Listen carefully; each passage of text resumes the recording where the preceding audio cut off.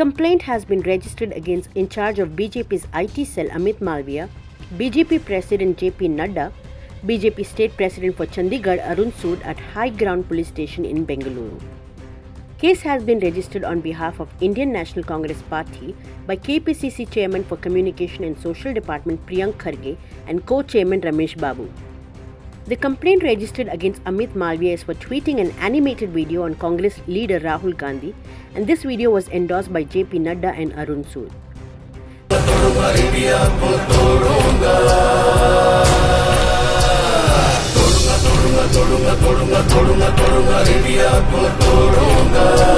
The animated video of Congress leader Rahul Gandhi on Amit Malviya's Twitter handle alleges that Rahul Gandhi and Indian National Congress seeks to associate with international media as part of a plot to dismantle India.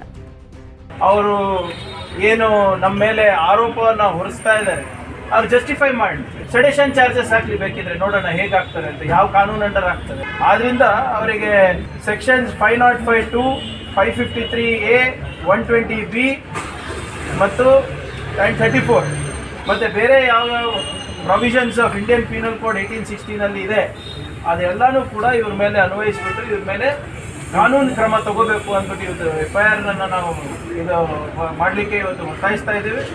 ನಾನು ಹೇಳ್ದಂಗೆ ನಾವು ನಮ್ಮ ಕರ್ನಾಟಕ ರಾಜ್ಯವನ್ನು ಆರ್ಥಿಕ ಹಾಗೂ ಸಾಮಾಜಿಕ ಸಮಾನತೆ ತರುವ ನಿಟ್ಟಿನಲ್ಲಿ ಕೆಲಸ ಮಾಡ್ತಾ ಇದ್ದೀವಿ.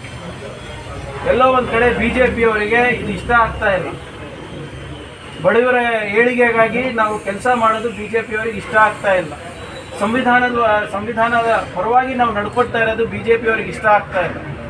ಅದಕ್ಕೆ ಇಂಥದ್ದೆಲ್ಲ ಸುಳ್ಳು ಮಾಹಿತಿ, ತಪ್ಪು ಮಾಹಿತಿಯನ್ನು ಕೊಟ್ಟು ಇವತ್ತು ಜನರ ದಿಕ್ಕನ್ನು ತಪ್ಪಿಸ್ಲಿಕ್ಕೆ ಪ್ರಯತ್ನ ಮಾಡ್ತಾ ಇದ್ರೆ ಅದು ಯಶಸ್ವಿ ಆಗ್ಲಿಕ್ಕೆ ನಾವು ಬಿಡೋದಿಲ್ಲ. ಇವರಿಗೆ ಖಂಡಿತವಾಗೂ ಕಾನೂನಾತ್ಮಕವಾಗಿ ನಾವು ಟ್ಯಾಕಲ್ ಮಾಡ್ತೀವಿ. ಬನ್ನಿ ಬೆಂಗಳೂರಿಗೆ ಬಂದು ಅಮಿತ್ ಮಾಲ್ವಿಯಾ ಅವರು ಹೇಳಿ ಹೆಂಗೆ Congress party anti India activities ಮಾಡ್ತಾ ಇದ್ದಾರೆ ಅಂತ ಹೇಳಿ.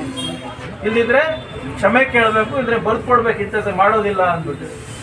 ಅದರಿಂದ ಇವತ್ತು ನಾವು ಈ ಫೇಕ್ ನ್ಯೂಸ್ ಮತ್ತು ಕಮ್ಯುನಲ್ ಡಿಸ್ಹಾರ್ಮೋನಿ ಮತ್ತು ಯಾರು ನಮ್ಮ ಕರ್ನಾಟಕದಲ್ಲಿ ಕಾನೂನು ಸುವ್ಯವಸ್ಥೆ ಭಂಗ ಮಾಡಲಿಕ್ಕೆ ಹೊರಟಿದ್ದಾರೆ ಅವ್ರ ಮೇಲೆ ನಾವು ಕ್ರಮ ತಗೋತೀವಿ ಅಂತ ನಾವು ಭದ್ರ ಆವಾಗಲೂ ಇದ್ದೇವೆ, ಈಗಲೂ ಇದ್ದೀವಿ. ಇದಕ್ಕೆ ಮೊದಲನೇ ಹೆಜ್ಜೆ ಅಂತ ನಾನು ಹೇಳ್ತೀನಿ.